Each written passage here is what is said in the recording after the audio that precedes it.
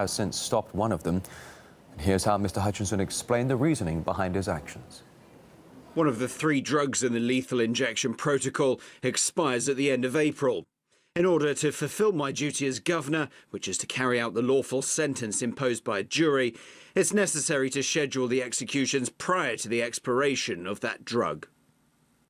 As you just heard, the reason for the speedy executions was because one of the ingredients used in the lethal injection expires soon.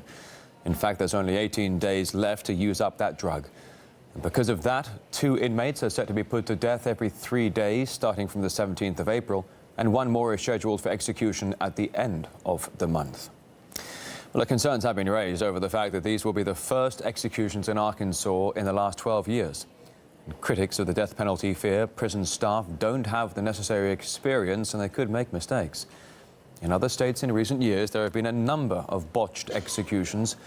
Back in 2014, midazolam was used on Clayton Lockett in Oklahoma in a process described at the time as a, quote, bloody mess. It took 43 minutes before he was finally declared dead. While in 2016, it took 15 minutes to execute Ronald Smith, which is more than double the usual length. Once again, midazolam had been used in that. Now, when asked about the impact such a tight execution schedule could have on the performance of prison staff, the state's governor said it would be better to hurry up and get it over and done with as soon as possible. I have raised that issue with our Director of Corrections, Wendy Kelly, asking what is best for their personnel, and knowing how difficult this is. And the answer is it's not any easier to string it out over 4 or 5 months than to do it in a measured and separated fashion, but in the sequence that we have outlined. Well, earlier, we heard reaction to the governor's decision from Jerry Givens, a man with first-hand experience after serving as an executioner in the state of Virginia for 17 years. It's too soon for those people that have to carry out those executions. You can get more drugs, but for those people that carry that many executions out in that short period of time, and they haven't carried out an execution in 12 years, I think that's too much on them. I would never put that on them. I wouldn't do it myself. And I done carried out 62 executions. Those are correctional officers that's carrying out these executions.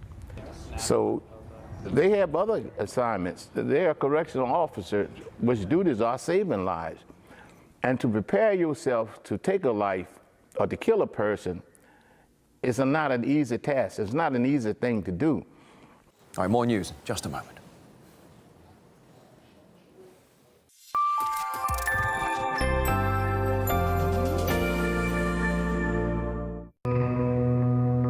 People with stories to tell. Those who deserve to be heard. Studied inside out, but still with unrevealed secrets. Leaders, politicians, thinkers, and witnesses. They're here to speak. Are you there to hear?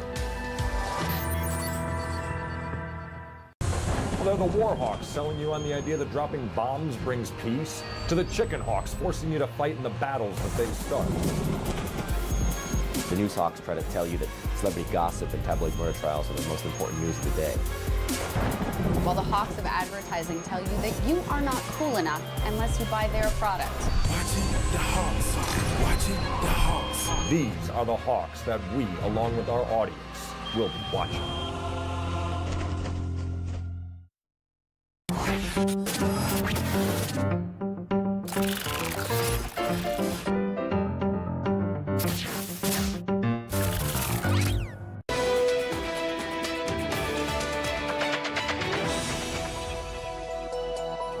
Thanks for joining us today.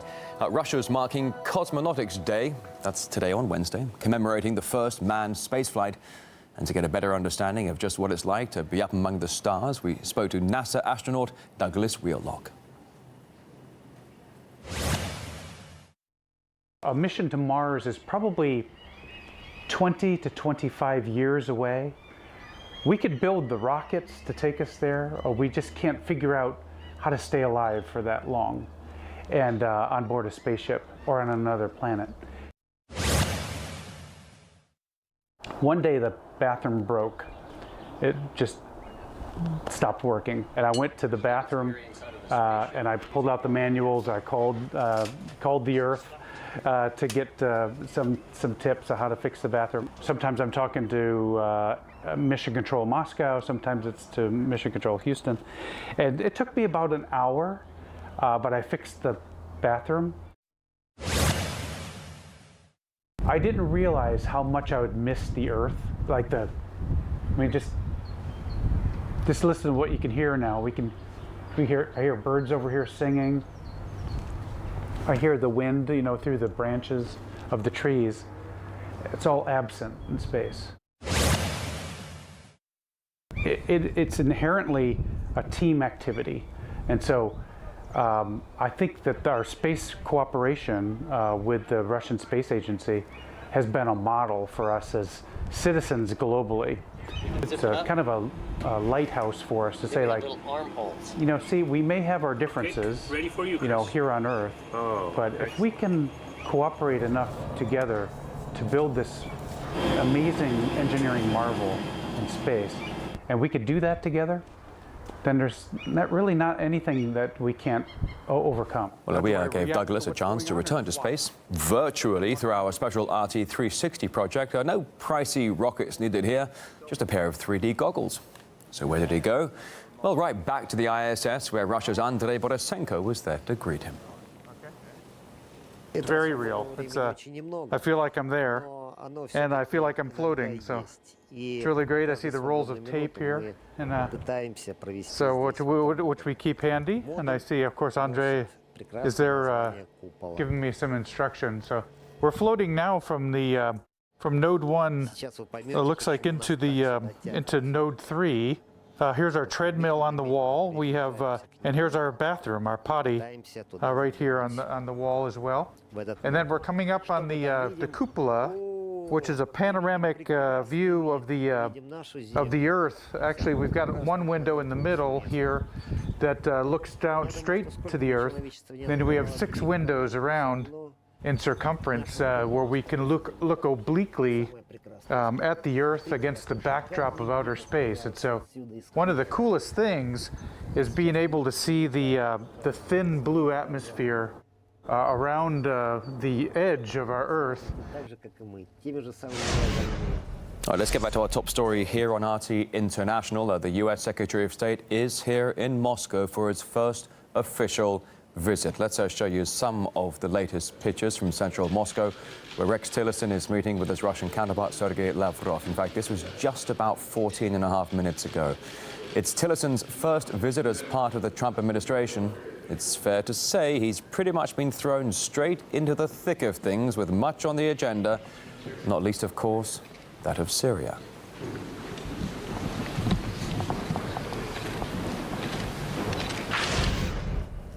Now, a local mayor in Germany is demanding Angela Merkel repay all the money his region has spent on having to deal with refugees. We've been providing extraordinary support and integration work since the arrival of the refugee flows. You've emphasised on several occasions that there will be no additional taxes for the financing of refugees and no additional burdens on municipal budgets. I ask for compensation for costs. Well, Germany has received over 1 million refugees in just the last 2 years. But Chancellor Merkel's pledged not to impose additional taxes on citizens for housing them, as she has stuck to her stance of welcoming migrants since the very beginning of the crisis. Germany will fulfill its responsibility when it comes to aiding those seeking protection, civil war refugees, asylum seekers. Shutting the borders on the 21st century is an illusion. This wouldn't be a reasonable option for Germany, nor for the whole of Europe. Well, Freiburg officials claim 700,000 euros have been spent by the city on refugees. That includes setting up scholarship programs, bringing in Arab-speaking tutors for children, the creation of special integration officer positions, as well as hosting cultural events. And political and economic commentator Eike Hammer believes there's a lack of transparency on the issue and not enough money has been allocated to deal with the migrant influx and the ongoing efforts to finance the migrants' new lives. This is all symptomatic for the entire refugee crisis problem. Madame Merkel and Martin Schulz are totally responsible for this disaster. Berlin invited masses from refugees, but they didn't give enough funds to cope with this problem. Costs are much, much greater, and Berlin doesn't make it transparent, and they are hidden, and Berlin pushes the costs to the lower cities, but the money comes from all the people who have to pay every month via their tax and via the social benefits. All right, next here on RT International, the latest edition of Going Underground with our host Afshin Ratansi. Unless you're joining us from the UK or Ireland, then you have the chance to meet the Russian woman hoping for a one-way ticket all the way to Mars.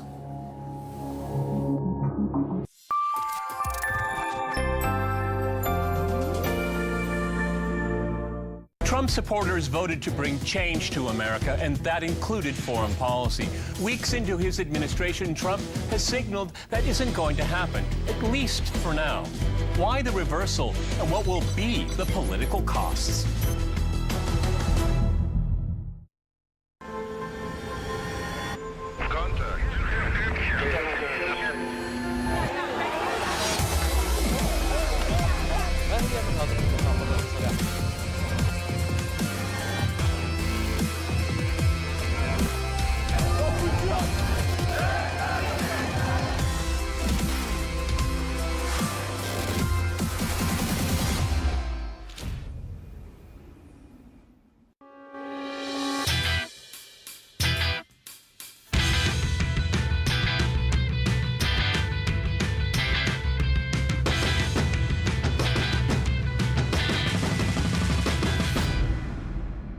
I'm Afshin Ratansi, and this is Going Underground, trying to answer the questions not asked by mainstream media every Monday, Wednesday and Saturday. Coming up in the show, rigging the system as a secret recording leads to allegations that the Bank of England colluded in fraudulently setting interest rates. We ask former UK Business Secretary Sir Vince Cable whether the ends justify the means, whatever the cost. And Britain may be bombing the sands of Syria this week, but a NATO nation soon to be involved in wars for sand. Plus, forget about World War III. Could the highest carbon dioxide levels in 50 million years kill us all off first? All this and more coming up in today's Going Underground. But first, Donald Trump's US Secretary of State Rex Tillerson arrives in Moscow today after Britain's Foreign Secretary Boris Johnson was made to call off.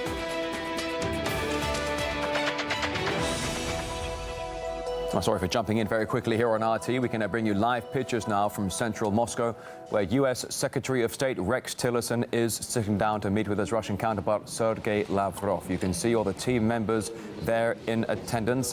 We are awaiting the official delegations to come out later with their comments on this. It's Tillerson's first official visit as part of the Trump administration. Fair to say an awful lot to discuss on the table, least of which, of course, well, not least, I should say, that of Syria, alleged Russian hacking of the US elections, and all sorts of other issues out in the open and perhaps behind closed doors when it comes to the issue of geopolitics in this day and age. Now, while this is only just a glimpse of proceedings at the moment, we'll find out more officially later when both Lavrov and Tillerson do hold a joint press conference. And here on RT International, we will be covering that.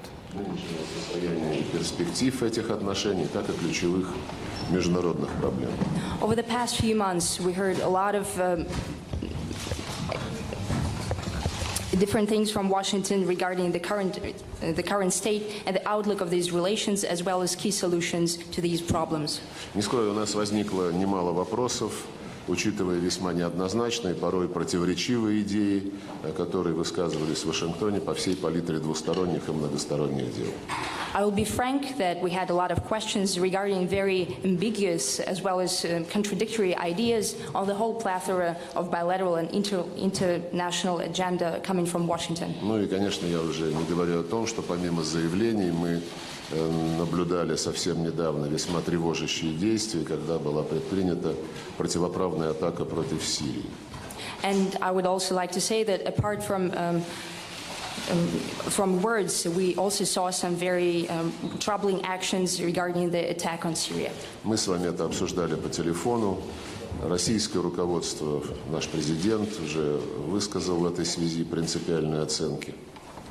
We discussed this over the phone, and the Russian leadership, Russian president, expressed his evaluation of these events. Считаем принципиально важным, чтобы Not to let these actions happen again in the future. Так что я считаю ваш приезд весьма своевременным. I believe that your visit is quite timely. Он предоставляет необходимые возможности для того, чтобы, как и договаривались президенты Путин и Трамп, откровенно и честно попытаться прояснить перспективы взаимодействия по всем этим вопросам, прежде всего по формированию широкого антитеррористического плана. I believe that it gives us a necessary opportunity, as it was discussed by President Trump and President Putin, to have an honest and frank discussions to clear the outlook for the future for our cooperation, first and foremost on the wide anti-terrorist front. Это особенно важно в период, когда, как мы понимаем, еще не все ключевые посты в Госдепартаменте заполнены, и в этой связи оперативно получать разъяснения по текущим, да и по перспективным делам совсем непросто. This comes especially at a time when not all main positions in the State Department has been filled yet, so it is not always so easy to have the clearance on the current situation and on the future.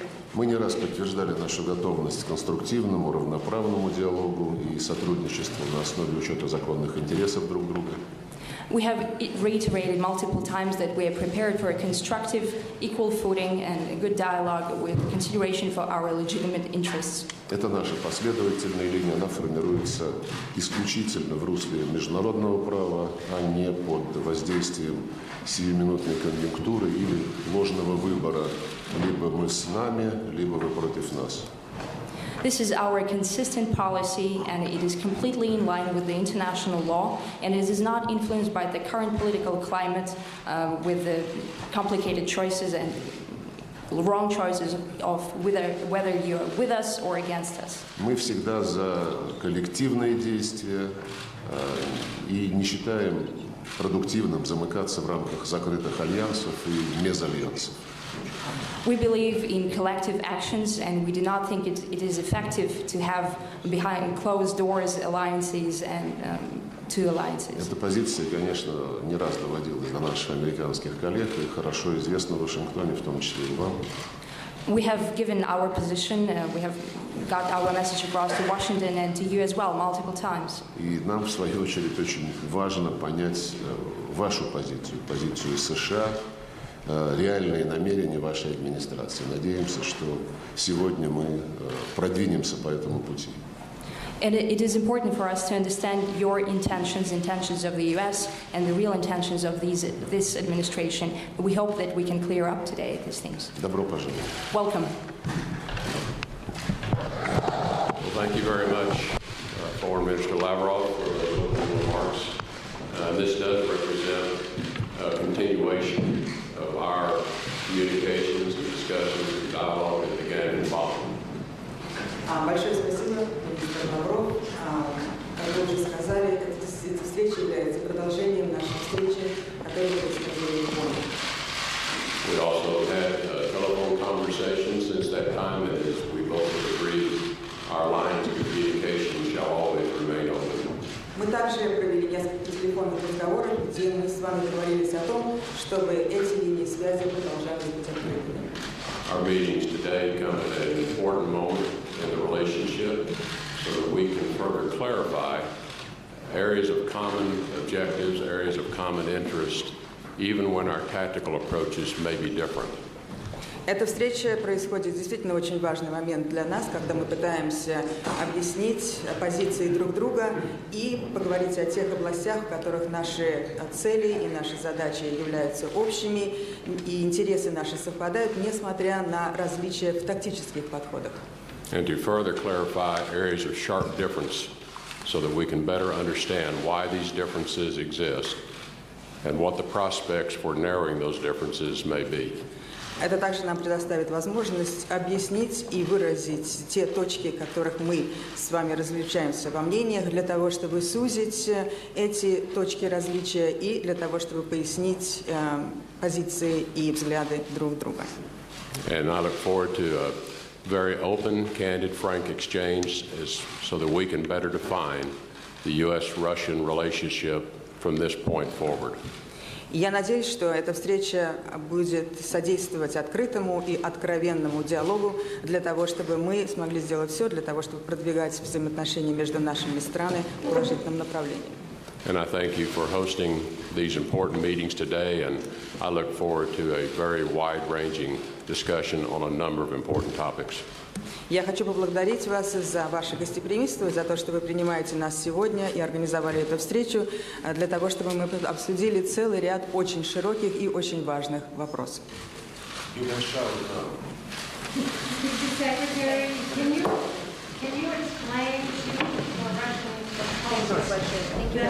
Спасибо. Господа, все, закончено. Well, there we are. So a couple of live pictures, a bit of live video there from central Moscow, the Ministry of Foreign Affairs there, where you saw Rex Tillerson, the new U.S. Secretary of State, and his Russian counterpart, Sergei Lavrov. Now, they've got an awful lot to talk about today. Expectedly, perhaps easy to predict, that meeting there, the opening meeting was very friendly, both saying we look forward to very frank discussions to understand the future relationship of Moscow and Washington a bit clearer in the upcoming months and years. Sergei Lavrov was saying he looks forward to friendly chats, expected, looks forward to equal footing and open dialogue, although Russia saying it has relayed its position to Washington numerous times in the past on many of the most important issues, particularly Syria, in this time. It's important that Moscow understands the intentions as well of the new Trump administration.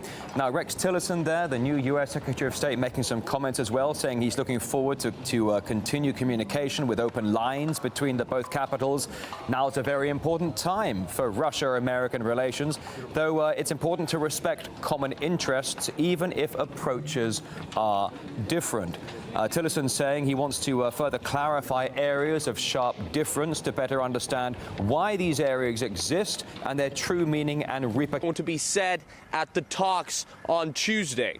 When Rex Tillerson's predecessor, John Kerry, came to Moscow for talks, these could last for hours, if not for days, and any interaction between Mr. Kerry and Mr. Lavrov was precious for journalists, be it a joke or a phrase thrown by the top diplomats. So today we'll be watching whether any of that will change under Mr. Tillerson. The attention is massive. I've just seen 3 buses with U.S. State Department pull journalists arrive, and one of the reasons for it is, of course, the escalation of the Syrian conflict just a week before the visit. Here's my colleague Caleb Malpin with more on that. Americans love a good show, or rather, to show off, or both.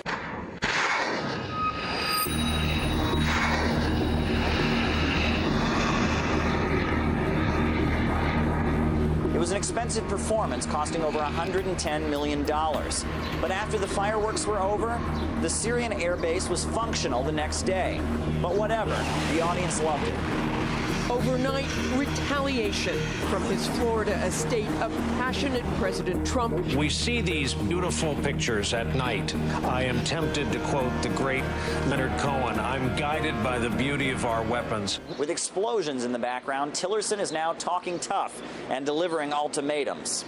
Would Russia prefer to realign with the United States, or Russia can maintain its alliance with this group, which we believe is not going to serve Russia's interests longer term? Washington made sure that China had a front row seat.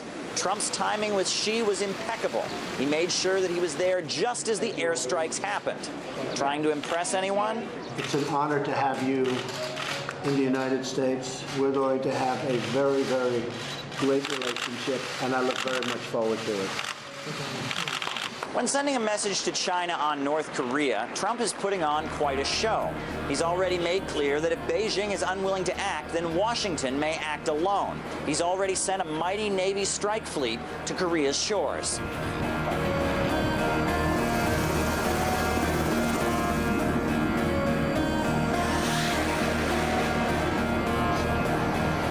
Yes, there's been lots of drama and explosions, but was it all just theatrics?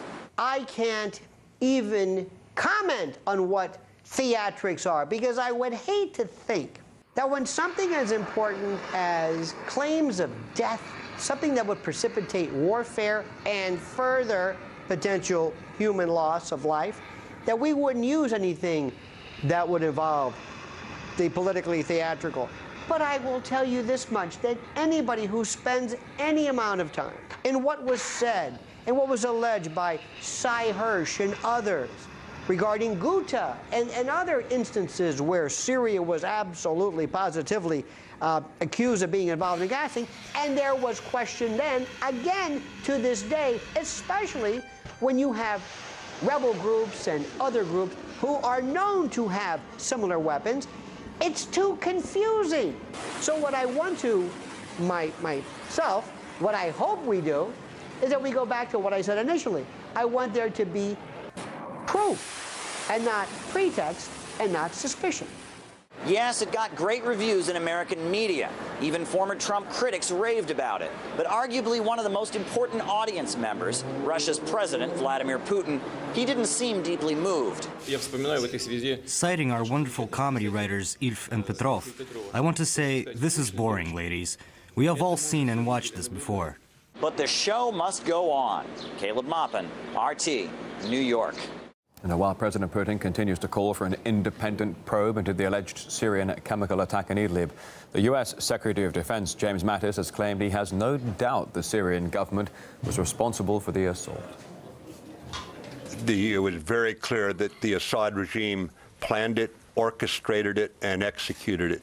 And beyond that, we can't say right now. We know what I just told you. We don't know anything beyond that. We have gone back through and looked at all the evidence we can, and it is very clear who planned this attack, who authorized this attack, and who conducted this attack itself. That we do know, with no doubt whatsoever. The White House has also released a declassified report on the Idlib chemical attack.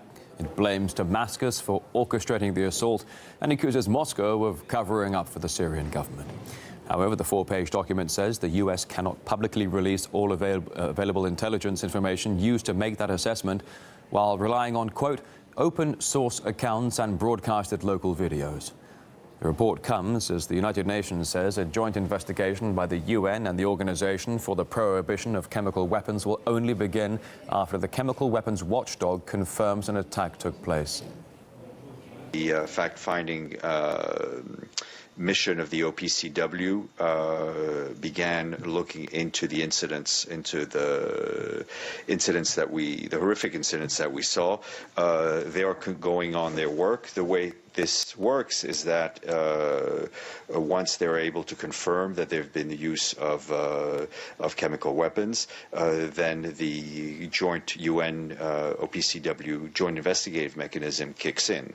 Moscow has also stressed the importance of the UN probe into the attack. A former Pentagon official, Michael Maloof, has questioned the report released by the White House as it fails to show what information actually supports the assessment. It's only an assessment. It's based upon, they say, intelligence. But once again, the intelligence itself remains classified, and we have no idea what the certainty of that information is or what the sourcing of it is. It just reminds me all over again of 2003 when I was at the Pentagon, and we heard then CIA Director George Tenet telling President Bush the evidence was a slam dunk about Iraq's WMD. And of course, there's politics behind all of these assessments right now. And we've seen this because we have the deep state or the intelligence community really having an axe to grind against Russia. And it has reignited the whole notion of overthrow. And where President Trump himself made the statement, no regime change during the campaign. Earlier, we spoke to Lawrence Wilkerson, a former chief of staff to U.S. Secretary of State Colin Powell. In 2003, he was responsible for reviewing CIA information used to prepare Powell for his famous Security Council speech on Iraq's weapons of mass destruction. Mr. Wilkerson told us he believes the U.S. assessment on the alleged Idlib chemical attack is politically motivated. The government has jumped to conclusions with regard to the provenance of that particular attack. And let me add that I think I know their motivation for having done so. It was domestic. They wanted to get the whole Russia issue, if you will, off the domestic agenda, and they succeeded majorly in doing that. And it was also international because, let's face it, up to this point, the United States has had no real dog in the fight in terms of hard military power. Now they do. And so I think they feel they have more leverage if we have political talks, which I hope we do, because that's the only way we're ever going to end this tragic civil war. And they are probably making moves right now, I would suspect, to gain even more leverage. So we all need to pay very close attention to what those moves are, because this is a very dangerous situation. Meanwhile, speaking about the Syrian crisis, the White House press secretary sparked a firestorm of protest when asked about why Vladimir Putin should turn his back on his longtime ally in Syria. Sean Spicer had this to say to the press. What makes you think that at this point he's going to pull back in his support for President Assad and for the Syrian government right now? I think a couple things. You look, we didn't use chemical weapons in World War II. You know, you had someone as despicable as Hitler, who didn't even sink to using chemical weapons. He was not using the gas on his own people the same way that Assad is doing. I mean, there was clearly. I understand your point. Thank you. Thank you. I appreciate that. There was not in the. He brought him into to the Holocaust Center. I understand that.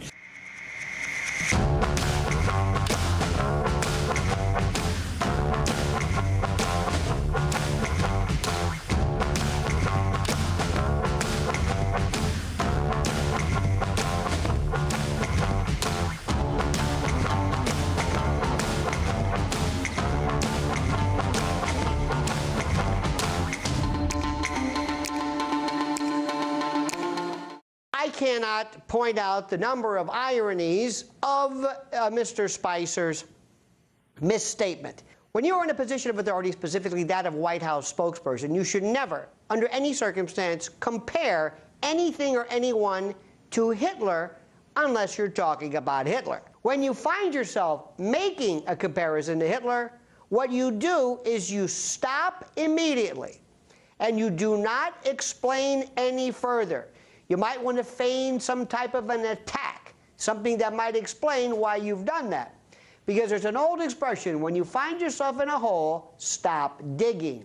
As most people may remember, the United States, in fact, happens to be the only country on the planet to have dropped 2 nuclear bombs in warfare.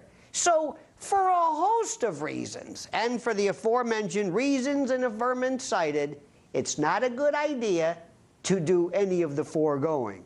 That's just my opinion. Well, late on Tuesday, Mr. Spicer faced the press again, this time to apologize for his comments, but he ended up making another slip. The goal for both of them, the goal for the United States, is twofold. As I've stated, it's one, to make sure that we destabilize Syria, destabilize the conflict there. Well, with new tensions over the Syrian conflict, the alleged chemical attack in Idlib in that province, and the U.S. attack on the Syrian airbase, well, Rex Tillerson certainly appears to have a lot of his mind during his visit right now to Moscow.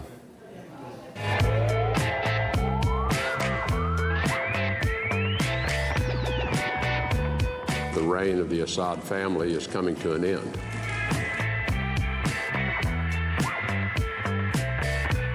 Russia as the guarantor of a Syria free of chemical weapons, it is unclear whether Russia failed to take this obligation seriously or Russia has been incompetent.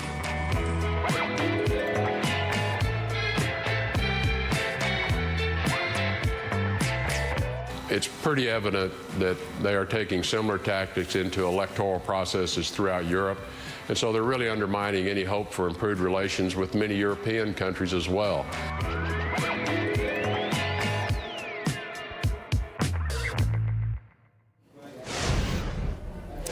A new report by Amnesty International shows fewer executions were carried out in the U.S. in 2016 than in any year since 1991. According to the human rights group, the number of death sentences handed down in America last year was the lowest since 1973. Meanwhile, one state in the U.S. stands out, and that's Arkansas.